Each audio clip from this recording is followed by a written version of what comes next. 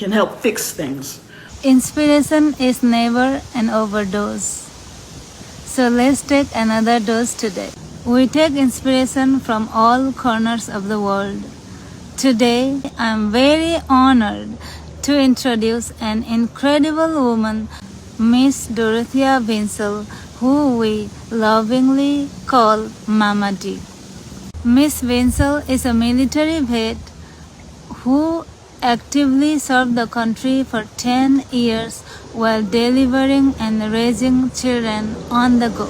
In addition, Miss Vinsel is also a woman in technology who went to pursue her master's in her late 50s and became a software engineer close to 60, proving that dreams do not come with an expiration date. I was very fortunate to be one of the colleagues working as a business analyst with her years back. We lovingly and respectfully called her Mama D because most of us were less than half her age. I feel very fortunate to have met this amazing woman in my career, and today I bring her to share her story by herself in her words.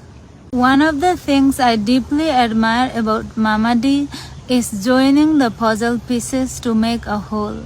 I very much like the idea of fixer-upper, putting the pieces together to make a whole.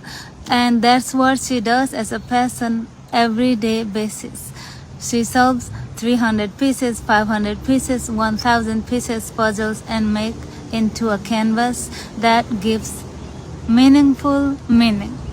I personally believe this is not just about joining the pieces to make a whole and give meaning to the pieces that otherwise would not have if they were by themselves, but it's also being productive, staying away from the negativity and toxicity of the world, and staying fit mentally. Mama D will be there in different series in future with so many other inspiring stories to share, but today she will be introducing herself and a little bit about her passion. The floor is yours, Mama D. Okay, so my name is Dorothea Vinsel, and Nandi and I met each other when I was 58 years old. We did a training session together. The one thing about me is I like people, but I enjoy doing things with others. And one of the things that I always really like to do is to try to inspire other people to do things. Me, myself, I got my education or my degrees late in life. I didn't even start any degree program until I was 51. So at 51, I started taking courses to get my bachelor's degree. So I got my associates in a year and a half. And another year later, I had my bachelor's. And then a couple years after that, I completed my master's. So at 58, I completed my master's.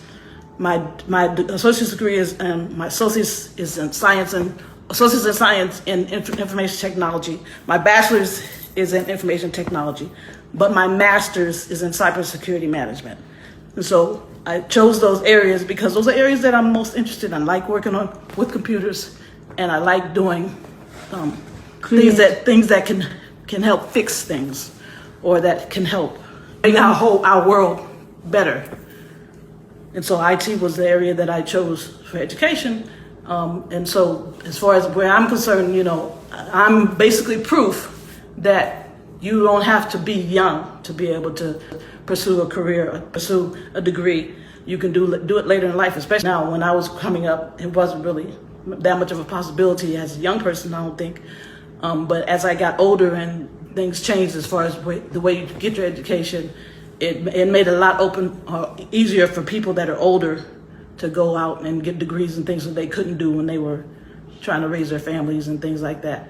I waited till my children were adults, out on their own, to pursue my degree, and I was able to do it and get an associate's, master's, associate's, bachelor's, and master's in less than 8 years. It was like seven years and a couple months it took me to do my degree.